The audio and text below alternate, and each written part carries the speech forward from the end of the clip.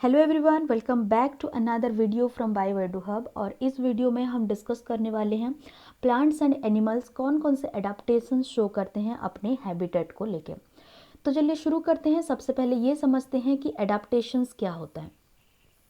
So adaptation is a quality of organism, morphological, physiological or behavioral that enables the organism to survive and reproduce in its habitat। हमने कुछ videos में ये भी बात किया था कि अगर पूरे वर्ल्ड वाइड हम बात करें तो अलग अलग हैबिटेट्स आपको देखने को मिलेंगे और हर एक हैबिटेट में जो ऑर्गेनिजम्स रह रहे होंगे वो भी एक दूसरे से डिफर करेंगे।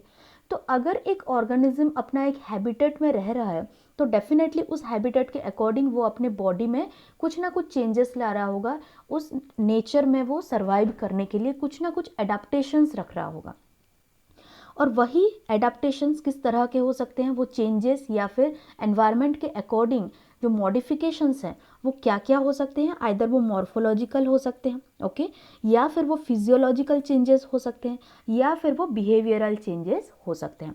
Morphological, physiological and behavioural changes लाके एक पर्टिकुलर ऑर्गेनिज्म अपने हैबिटेट में खुद को अडाप्ट कर लेता है और उसी हैबिटेट में वो सर्वाइव करता है और उसी हैबिटेट में वो रिप्रोड्यूस करता है और अपना प्रोजेनी जो है वो आगे लेता है। तो एडाप्टेशन की ज़रूरत क्यों पड़ती है? Adaptations allow organism to live in different types of habitat. क्योंकि पूरे वर्ल्ड में हैबिटेट सेम नहीं है, अलग अलग एक्सट्रीम हैबिटेट में भी बहुत सारे ऑर्गेनिजम्स रहते हैं, तो उन हैबिटेट में सर्वाइव करने के लिए एडाप्टेशंस बहुत ज़रूरी है।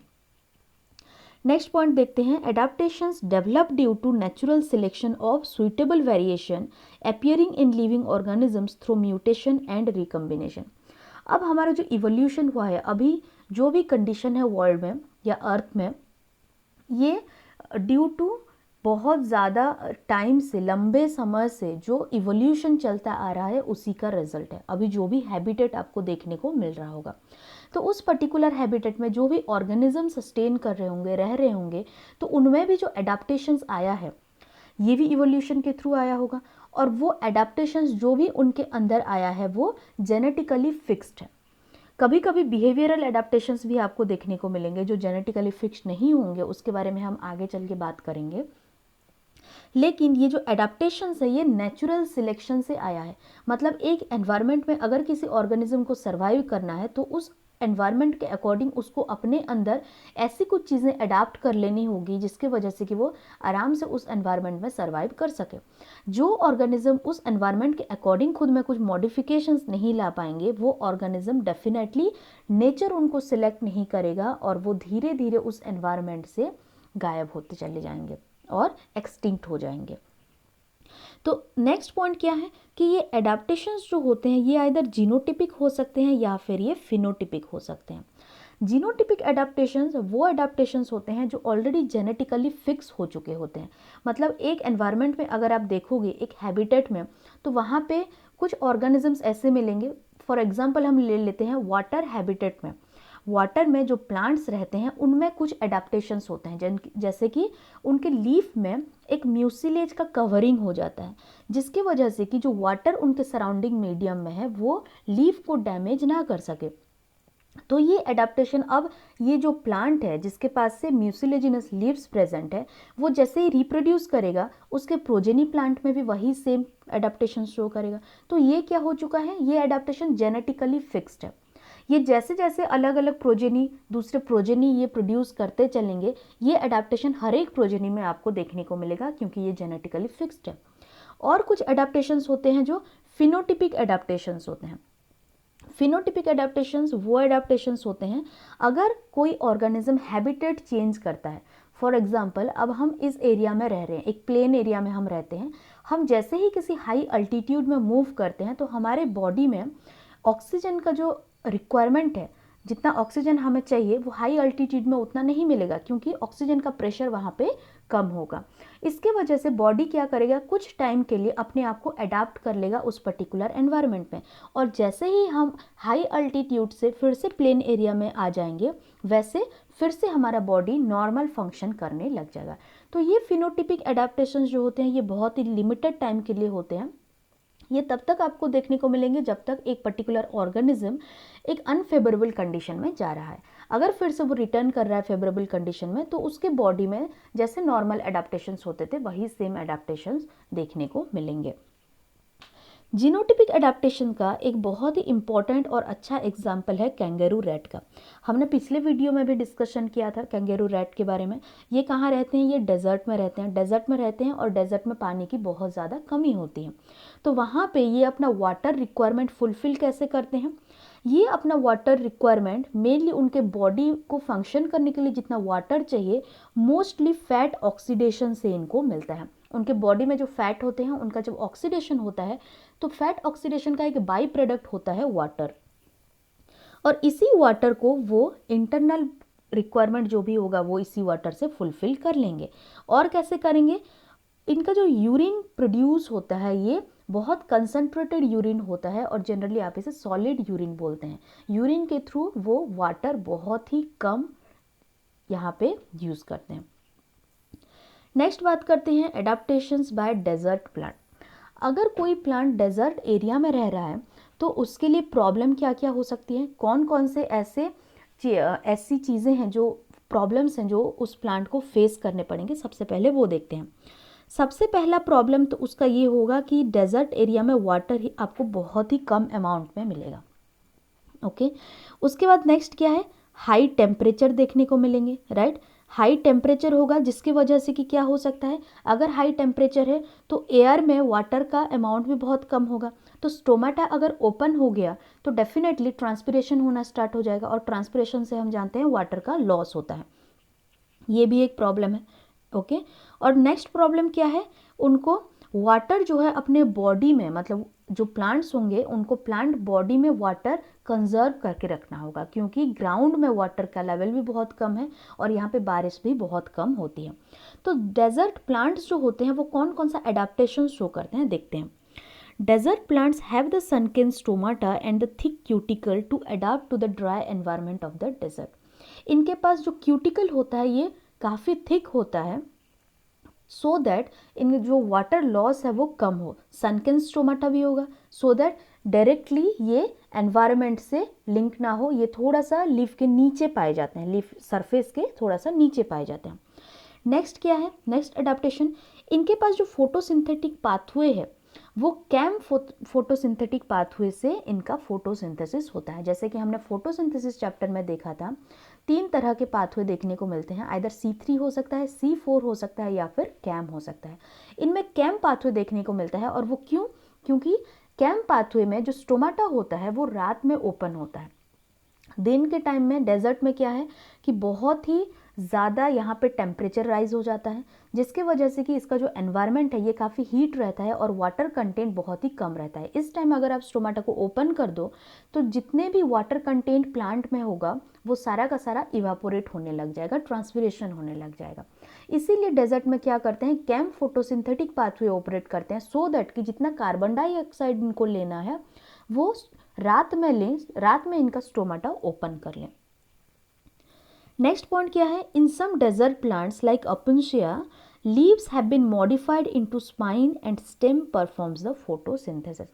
जनरली हम जानते हैं जो टेरेस्ट्रियल प्लांट्स होते हैं वो जनरल केस में उनके लीफ फोटोसिंथेसिस परफॉर्म करते हैं, लेकिन इनके केस में क्या होता है, डेजर्ट प्लांट में कुछ ऐसे प्लांट्स आपको देखने को मिलेंगे जहाँ पे कि इनका लीफ जो है स्पाइन में मॉडिफाइड हो चुका होता है, सो दैट कि वाटर लॉस यहाँ से ना हो, और इनका जो स्टेम है ये फोटोसिंथेसिस परफॉर्म करता है। तो यहाँ पे जो भी हमने प्रॉब्लम के बारे में डिस्कशन किया था जो कि एक प्लांट फेस कर सकता है, वो वाटर बहुत कम अमाउंट में वहाँ पे मिलता है और वहाँ पे हाई टेम्परेचर रहता है। इसको इस तरह से कुछ एडाप्टेशन शो करते हैं प्लांट। इसको छोड़ के भी और भी कई सारे एडाप्टेशन प्लांट शो करते हैं वहाँ पे, जैसे कि इनका जो रूट होता है डेजर्ट प्लांट का वो काफ़ी डीप तक जाता है, सो दैट कि जितना भी सॉइल में वाटर प्रेजेंट हो वो उसको रिसीव कर सके। तो ये कुछ एडाप्टेशंस थे जो कि डेजर्ट प्लांट शो करते हैं। नेक्स्ट बात करते हैं कुछ बिहेवियरल एडाप्टेशंस के बारे में जो कि डेजर्ट लिजर्ड शो करता है। ओके, डेजर्ट लिजर्ड क्या होता है? ये वो लिजर्ड है जो कि आपको डेजर्ट में देखने को मिलेगा। डेजर्ट में है तो डेफिनेटली अभी हमने बात किया डेजर्ट में प्रॉब्लम क्या है, वाटर की कमी आपको देखने को मिलेगी और यहाँ पे टेम्परेचर फ्लक्चुएशन काफ़ी ज़्यादा होता है। दिन में टेम्परेचर काफ़ी हाई चला जाता है और रात के टाइम में टेम्परेचर बहुत ही लो रहता है। तो डेजर्ट लिजर्ड क्या करते हैं, they lack the physiological ability to deal with the extreme high temperature. जैसे कि हमारे पास ह्यूमंस के पास एक फिजियोलॉजिकल एक्टिविटी होता है, जैसे कि हम आइदर बहुत ज़्यादा ठंड अगर होता है तो शिवरिंग करते हैं, शिवरिंग के बाद क्या होता है, हीट जनरेशन होता है, और अगर टेम्परेचर काफ़ी हाई रहता है तो हम क्या करते हैं, स्वेटिंग कर देते हैं सो दैट कि इंटरनल टेम्परेचर मेंटेन रहे। लेकिन डिजर्ट लिजर्ड के पास ऐसा कोई भी फिजियोलॉजिकल एबिलिटी नहीं है जिसको कि यूज़ करके वो अपना टेम्परेचर रेगुलेशन कर सकें डेजर्ट में। तो ये क्या काम करते हैं, जब टेम्परेचर काफ़ी लो रहता है, जैसे कि मॉर्निंग टाइम में टेम्परेचर काफ़ी लो रहेगा, इस टाइम में वो क्या करते हैं, बाहर आ जाते हैं। मतलब अगर वो बरो में है तो फिर वो सन में आ जाएंगे, सनलाइट के पास आ जाएंगे, जिसकी वजह से कि इनका बॉडी का टेम्परेचर जो है वो राइज होने लग जाएगा। और जैसे ही टेम्परेचर, एनवायरनमेंट का टेम्परेचर काफ़ी ज़्यादा हो गया, जैसे कि 9-10 बजने के आसपास या फिर नून में, आफ्टरनून में टेम्परेचर काफ़ी ज़्यादा रहता है डेजर्ट में, तो उस टाइम ये क्या करेंगे, फिर से बरो में चले जाएंगे, शेडोज़ में चले जाएंगे, सो दैट कि इसका जो इंटरनल बॉडी टेम्परेचर है वो ऑलमोस्ट थोड़ा सा मेंटेन रहे। तो यहाँ पे यही पॉइंट के बारे में लिखा हुआ है, desert lizard comes to sun and absorb heat if their body temperature drops down the comfort zone. जो भी कंफर्ट जोन होगा इनके बॉडी टेम्परेचर का, उससे अगर टेम्परेचर कम हो गया तो ये क्या करते हैं, ये हीट एब्जॉर्ब करने लगते हैं सनलाइट से, and they moves to shades when the surrounding temperature starts increasing than the comfort zone. इसके साथ साथ ये क्या कर सकते हैं, और भी आपको बहुत सारे एनिमल्स मिलेंगे जो खुद को सॉइल के अंदर बरो कर लेते हैं, सो दैट कि ये ज़्यादा अगर टेम्परेचर हो गया है एनवायरनमेंट पे, बहुत ज़्यादा हीट है, तो फिर उससे भी ये बच सकें। तो ये कुछ अडेप्टेशंस था जो कि डिजर्ट लिजर्ड शो करता है। ये क्वेश्चन बहुत इंपॉर्टेंट है, आपको बहुत बार ये क्वेश्चन एग्जाम्स में देखने को भी मिलेगा। तो होप कि आपको ये कॉन्सेप्ट समझ में आ गया कि डेजर्ट लिजर्ड किस तरह से अडेप्टेशन शो करेंगे। ये याद रखना है कि desert lizard behavioural adaptation show करते हैं, ये फिजियोलॉजिकल अडेप्टेशन शो नहीं करते। दूसरा बात करते हैं फिजियोलॉजिकल अडेप्टेशंस का, और ये बहुत ही इंपॉर्टेंट एग्जांपल्स हैं, इनको आपको अच्छे से समझ लेना है, अच्छे से याद कर लेना है। तो अभी हमने थोड़ी देर पहले बात किया कि अगर कोई ऑर्गेनिज्म प्लेन एरिया में रह रहा है और अगर वो हाई अल्टीट्यूड में जाता है तो उसको क्या क्या प्रॉब्लम हो सकती है, और ये जो सिम्टम्स शो करते हैं हाई अल्टीट्यूड में जाने के बाद, इसको क्या बोलते हैं, अल्टीट्यूड सिकनेस बोला जाता है। यहाँ पे एल होगा, एक्स्ट्रा एक ए आ गया है, ओके। तो altitude sickness is observed in high altitude, और हाई अल्टीट्यूड में अल्टीट्यूड सिकनेस क्यों होता है, क्योंकि हाई अल्टीट्यूड में आपको लो एटमॉस्फेरिक प्रेशर देखने को मिलेगा, जिसकी वजह से कि जितना बॉडी का रिक्वायरमेंट है, ऑक्सीजन का रिक्वायरमेंट, वो हाई अल्टीट्यूड में फुलफिल नहीं हो पाएगा, जिसकी वजह से कि आपको कुछ सिम्टम्स दिखेंगे, और वो सिम्टम्स क्या क्या हो सकते हैं, नोजिया होता है, फैटिग होता है, एंड हार्ट पल्पिटेशंस होने लगते हैं, क्योंकि बॉडी को प्रॉपर अमाउंट में ऑक्सीजन नहीं मिल रहा है। तो ये कुछ सिम्टम्स बॉडी दिखाने स्टार्ट कर देता है। लेकिन बॉडी के पास जो ह्यूमंस होते हैं या फिर कुछ एनिमल्स होते हैं, उनके पास क्या है कि कंपेंसेट करने के लिए कुछ मैकेनिज्म है, ओके। और वो मैकेनिज्म क्या है, बॉडी किस तरह से ये लो ऑक्सीजन को कंपेंसेट करता है। सबसे पहले रेड बोन मैरो से जो आरबीसी का प्रोडक्शन होता है उसका रेट इंक्रीज हो जाता है। मतलब एनवायरनमेंट में ऑक्सीजन का लेवल कम है, अब क्या करना होगा, जितना भी ऑक्सीजन ब्रीदिंग के थ्रू जा रहा है उस सब को उसको ट्रैप कर लेना होगा, सो दैट कि बॉडी का रिक्वायरमेंट फुलफिल हो सके। इसकी वजह से बॉडी क्या करता है, आरबीसी का प्रोडक्शन को इंक्रीज कर देता है। दूसरा काम क्या करता है, decreasing the binding affinity of haemoglobin. हम जानते हैं हीमोग्लोबिन क्या करता है, ऑक्सीजन को बाइंड करके रखता है। अगर मान लो हीमोग्लोबिन ऑक्सीजन को बहुत टाइटली बाइंड कर लेगा, तो जैसे ही ये हीमोग्लोबिन ऑक्सीजन टिश्यू लेवल में चला जाएगा, तो अगर इसका बाइंडिंग काफ़ी स्ट्रॉन्ग है तो ऑक्सीजन टिश्यू को डिलीवर नहीं हो पाएगा इतना जल्दी। लेकिन अगर हीमोग्लोबिन ऑक्सीजन को बहुत ही लो बाइंडिंग एफिनिटी रखेगा, लो बाइंड करेगा, तो ये क्या होगा, इजीली ऑक्सीजन डिलीवर हो जाएगा टिश्यूज़ को। तो यही एक अलग एडाप्टेशन होता है, जिससे कि क्या होता है, हीमोग्लोबिन और ऑक्सीजन का जो बाइंडिंग एफिनिटी है ये डिक्रीज हो जाता है, सो दैट कि जो भी ऑक्सीजन हीमोग्लोबिन ट्रैप करेगा, आरबीसी ट्रैप करेगा, ये ऑक्सीजन टिश्यू लेवल तक जा सके। नेक्स्ट क्या है, by increase in the breathing rate. Breathing rate अगर इंक्रीज करोगे तो क्या होगा, अमाउंट ऑफ एयर ज़्यादा जाएगा, और अमाउंट ज़्यादा होगा तो क्या होगा, रैपिड ब्रीदिंग हो रहा है तो ऑक्सीजन भी उतना ही बॉडी को मिलेगा। और ये जो सारे जो प्रोसेस हैं जो कि एक लिमिटेड टाइम के लिए, जब तक एक इंडिविजुअल अल्टीट्यूड में, हाई अल्टीट्यूड में है, वहाँ पे कुछ एडाप्टेशन शो कर रहा है, इसको हम क्या बोल देते हैं, एक्लीमेटाइजेशन बोल देते हैं।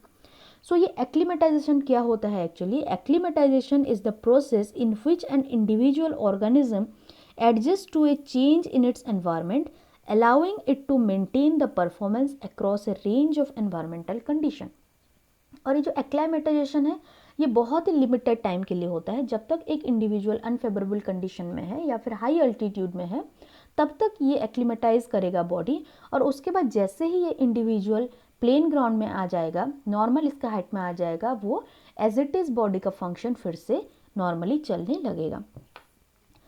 नेक्स्ट बात करते हैं और कुछ पॉइंट्स जहाँ पे कि फिजियोलॉजिकल एडाप्टेशंस आपको देखने को मिलेंगे।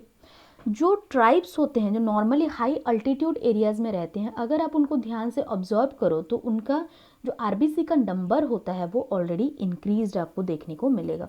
नॉर्मल इंडिविजुअल से उनका नंबर ऑफ आरबीसी काफ़ी ज़्यादा देखने को मिलेगा, ऑब्वियसली क्योंकि वो ऑलरेडी उस एरिया में हमेशा के लिए रह रहे हैं, तो उनका बॉडी उसके अकॉर्डिंग अडॉप्ट हो रहा है।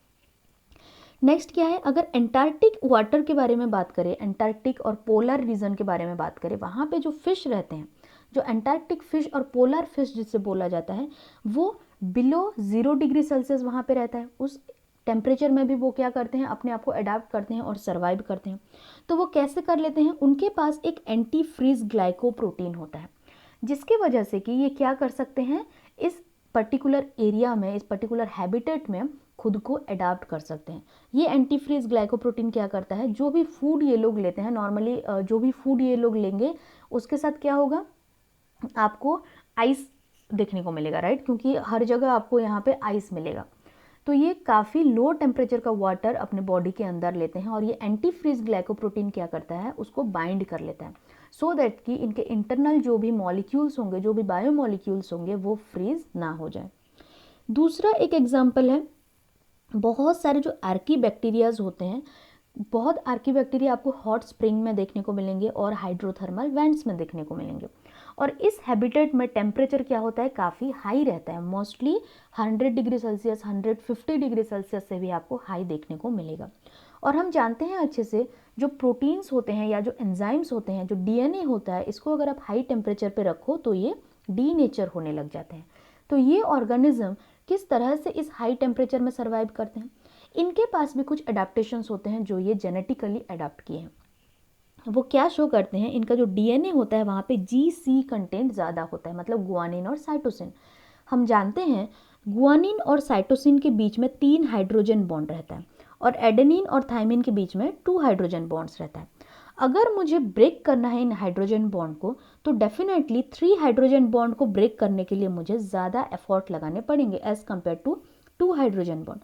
तो इसीलिए ये भी एक एडाप्टेशन है जो कि ये आर्की बैक्टीरियाज जो कि हॉट स्प्रिंग और हाइड्रोथर्मल बैंड्स में रहते हैं, वो शो करते हैं। उनका जो डीएनए है उनमें जीसी का कंटेंट ज़्यादा आपको देखने को मिलेगा। नेक्स्ट क्या है, इनके पास और भी ऐसे कुछ प्रोटीन मॉलिक्यूल्स हैं जो क्या कर सकते हैं, ये डीनेचर नहीं होते, उस प्रोटीन में भी कुछ आपको स्ट्रक्चरल मॉडिफिकेशंस देखने को मिलेगा, जैसे कि डाइसल्फाइड बॉन्ड्स आपको देखने को मिलेंगे प्रोटीन्स में। आपने डाइसल्फाइड बॉन्ड के बारे में कहाँ पढ़ा था, आपने इंसुलिन में पढ़ा था। इंसुलिन का स्ट्रक्चर आपको अगर थोड़ा बहुत याद हो तो आपने वहाँ पे देखा था, जो 3 चेन होते हैं वहाँ पे ABC, वहाँ पे डाइसल्फाइड बॉन्ड प्रेजेंट होते हैं। तो इसी तरह से ये जो डाइसल्फाइड बॉन्ड है, इसको ब्रेक करना उतना ईजी नहीं होता।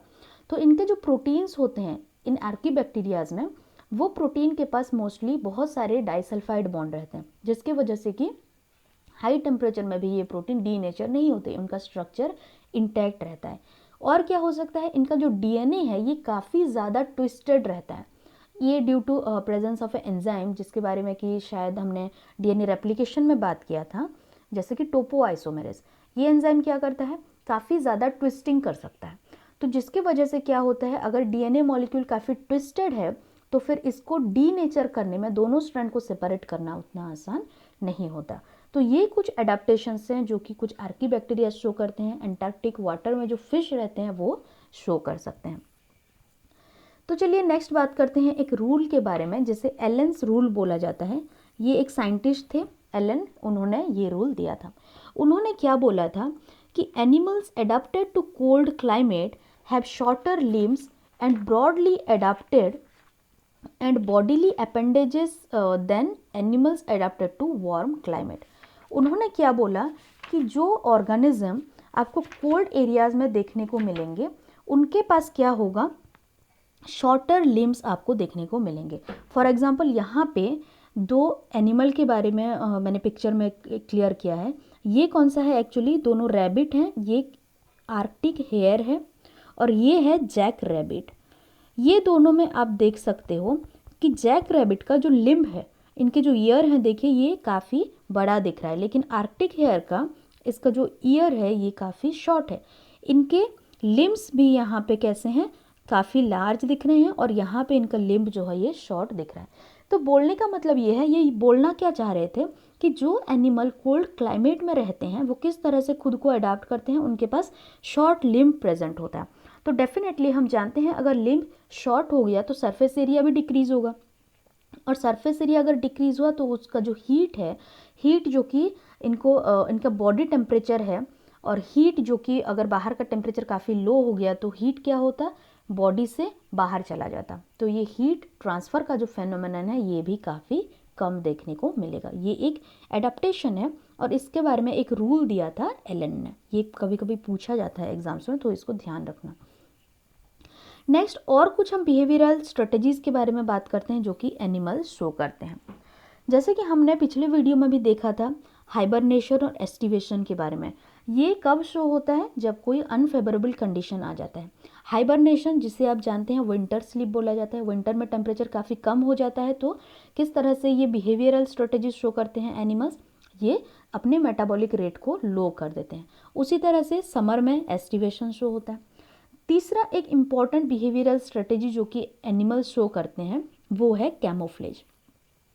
कैमोफ्लेज का मतलब क्या है, ये एक ऐसा स्ट्रेटजी है जिसके वजह से कि कोई पर्टिकुलर ऑर्गेनिज्म क्या करता है, किसी एक बैकग्राउंड के साथ सिमिलैरिटी शो करता है। इधर वो कलर हो सकता है, जैसे कि बहुत सारे ग्रास होपर होते हैं जो कि ग्रीन कलर के आपको देखने को मिलेंगे, और ग्रास होपर इधर ग्रासेस में रहते हैं या फिर लीव्स में रहते हैं। तो इनका जो बॉडी का कलर है ये किसके साथ इन्होंने मैच करके रखा है, अपने बैकग्राउंड के साथ, सो दैट कि अब क्या होगा, कोई भी इनका जो प्रे होगा वो इनको इजीली आइडेंटिफाई नहीं कर पाएगा, और ये खुद एक तरह का ये एडाप्टेशन है। किसके लिए, ये प्रे से बचने के लिए। नेक्स्ट एक एडाप्टेशन होता है जिसे बोला जाता है मिमिक्री। मिमिक्री में क्या होता है, एक हार्मलेस एनिमल जो कि किसी को हार्म नहीं पहुंचा रहा है, लेकिन वो एक प्रे है किसी ना किसी प्रेडेटर के लिए। तो ये प्रेडेटर के लिए जो प्रे है, प्रेडेटर अगर इसको देखेगा तो डेफिनेटली ये उसको खाएगा। तो ये क्या काम करते हैं, किसी दूसरे स्पीसीज का ऐसा एनिमल जिसे कि वो प्रेडेटर नहीं खाता है, या फिर उनके पास, उस स्पीसीज के पास कुछ ऐसा प्रॉपर्टी है जिससे कि प्रेडेटर को हार्म हो सकता है, वो ऐसा प्रॉपर्टी खुद को रिजेंबल करने का शो करते हैं। फॉर एग्जाम्पल यहाँ पे वाइसरॉय बटरफ्लाई और मोनार्क बटरफ्लाई में मिमिक्री देखने को मिलता है। वाइसरॉय बटरफ्लाई क्या करता है, मिमिक करता है मोनार्क बटरफ्लाई का। मोनार्क बटरफ्लाई ये डिसटेस्टफुल होते हैं, इनके पास एक केमिकल होता है और जिसकी वजह से कि ये बहुत ही ज़्यादा इनका टेस्ट जो है बहुत ख़राब होता है, जो भी प्रेडेटर इनको खाएंगे। तो वाइसरॉय बटरफ्लाई क्या करता है, उनका जो शेप है, उनका जो कलर है वो मोनार्क बटरफ्लाई के साथ रिजेंबल कर देता है। मतलब दोनों आपको सेम देखने को मिलेंगे, लेकिन दोनों अलग अलग स्पीसीज के हैं।